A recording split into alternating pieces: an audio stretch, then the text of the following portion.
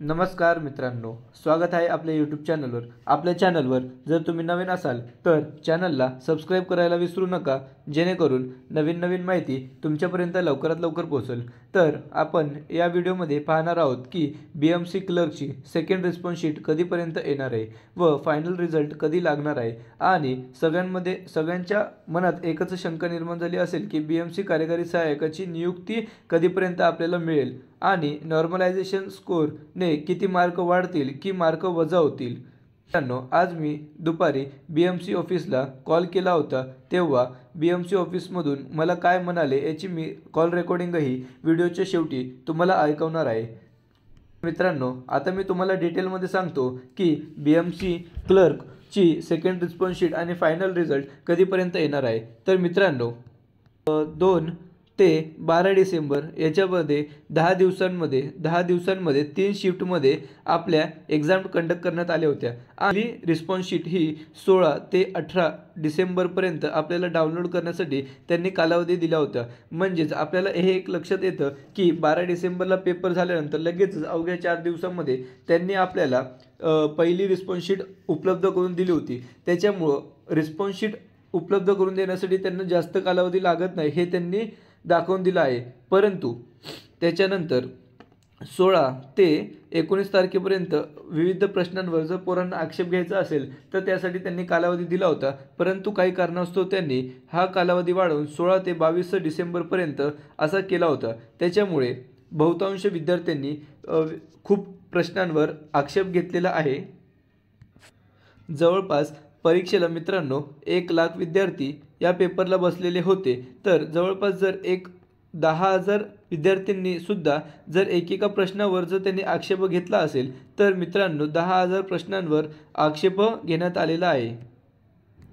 तर त्यामुळेच मित्रांनो आता सेकंड रिस्पॉन्स शीट येण्यासाठी थोडा त्यांना कालावधी लागत आहे, कारण की बहुतांश प्रश्नांमध्ये उत्तर काय द्यायचे, तो प्रश्न बाद करायचा का, याच्यावर त्यांना खूप टाईम लागत आहे। आणि मित्रांनो, तुम्हाला सांगण्यामध्ये आनंद होत आहे की जर एका शिफ्टमधील जर 3 ते 4 क्वेश्चन जरी त्या शिफ्टमध्ये कॅन्सल झाले तरी त्या शिफ्टमधील सर्व विद्यार्थ्यांना त्याचे मार्क हे फ्री ऑफ कॉस्ट मिळणार आहेत।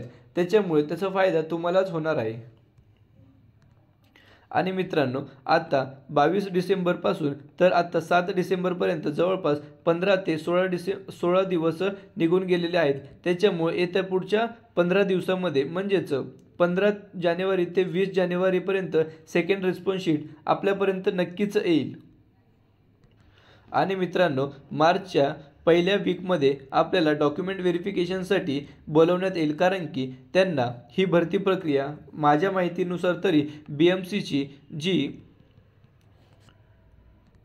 इलेक्शन होणार आहे त्याच्या आधी त्यांना ही BMCची भरती पूर्ण त्यांना कंप्लीट करायची आहे। त्याच्यामुळं नक्कीच मार्चमध्ये ते डॉक्युमेंट व्हेरिफिकेशनसाठी बोलवणार आहेत आणि 15 ते 20 जानेवारीपर्यंत आपल्याला सेकंड रिस्पॉन्स शीट मिळणार आहे। तर मित्रांनो, आता आपण पुढे पाहणार आहोत की नॉर्मलायझेशन स्कोअरमध्ये कोणता फॉर्म्युला यूज केला जातो आणि त्याच्यामध्ये आपले मार्क वाढणार की घटणार।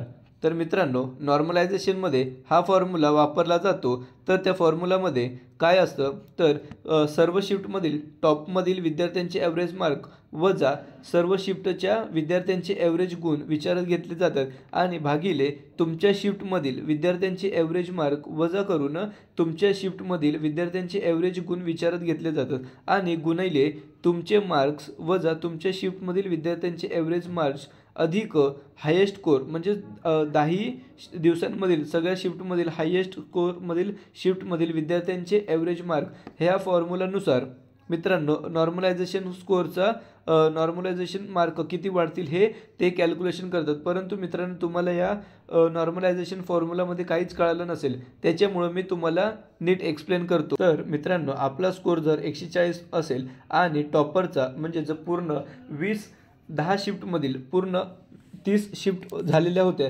त्याच्यामध्ये जर टॉपरचा ॲव्हरेज स्कोअर हा 180 असेल तर मित्रांनो, जर पूर्ण फॉर्म्युला यूज केला की आपल्याला 140 मध्ये जवळपास आपले 15 ते 16 मार्क हे आपले वाढण्याची शक्यता असते आणि म्हणजेच आपला स्कोर हा 168 पर्यंत जाण्याची शक्यता असते। परंतु जो टॉपर असतो, ज्यांचे एव्हरेज टॉपर्स मार्क असतात 180 मधून त्यांचेही 6 ते 7 मार्क कुठेतरी कमी होण्याची शक्यता असते। म्हणजेच त्यांचेही मार्क 172 किंवा 173 जवळपास येऊ शकतात। म्हणजेच मित्रांनो, तुम्हाला एक कळालं असेल की नॉर्मलायझेशन स्कोरमध्ये तुमचे मार्क वाढूही शकतात किंवा कमीही होऊ शकतात। त्याच्यामुळे मित्रांनो, जर तुम्हाला कमी मार्क म्हणजेच 60 किंवा 60 आसपास मार्क मिळाले असतील तर तुम्ही न खचता तुमचंही या भरतीमध्ये सिलेक्शन होऊ शकतं, ही एक आशा मनात ठेवावी। तर मित्रांनो, आपण आता नॉर्मलायझेशन स्कोरचं बघितलंच, तर आता आपण एक्सपेक्टेड कट ऑफ किती जाऊ शकतो हे आपण एकदा बघूया। तर मित्रांनो, जर तुमचे 75 प्लस म्हणजेच 75 ते 80 प्रश्न बरोबर असतील तर तुमचं ओपनमध्ये दाट शक्यता आहे की तुमचं सिलेक्शन होऊ शकतं आणि ओबीसीमध्ये जर तुमचं 72 ते 75 प्रश्न तुमचे बरोबर असतील बिफोर नॉर्मलायझेशन तर तुमचं नक्कीच ओबीसी कास्टमधून तुमचंही सिलेक्शन होऊ शकतं।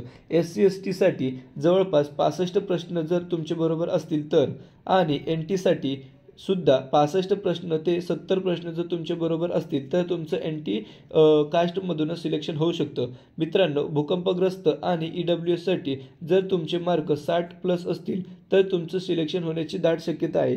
पण सांगितलंय ते एक्सपेक्टेड कट ऑफ आहे, कारण की नॉर्मलायझेशनमध्ये ज्यांची जर शिफ्ट खूपच हार्ड असेल आणि त्यांना 60 मार्क भेटले असतील, 60 प्रश्न त्यांचे बरोबर आले असतील तर मित्रांनो, कुठेतरी त्यांचेही 15 ते 16 मार्क वाढले असल्यामुळे त्यांचाही कुठेतरी स्कोर हा 140 पर्यंत जाण्याची शक्यता असतो। त्याच्यामुळे मित्रांनो, तुमचेही नॉर्मलायझेशनने खूप मार्क वाढू शकतात आणि तुमचंही कुठेतरी सिलेक्शन होऊ शकतं।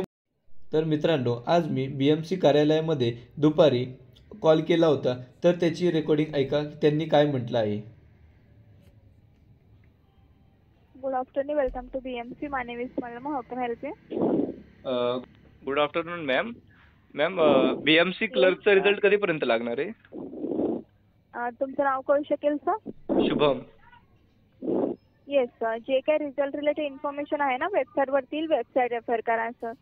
तरी मॅम एक अंदाजे किती दिवस लागतील? नाही सर, रिझल्टचं इन्फॉर्मेशन आमच्याकडे अवेलेबल नसते सर। Okay ma'am, thank you. अजून काय माहिती हवी? नाही मॅम, थँक्यू। ओके, BMC मध्ये कॉल केल्याबद्दल धन्यवाद। तुमचा दिवस शुभ असो। Thank you ma'am.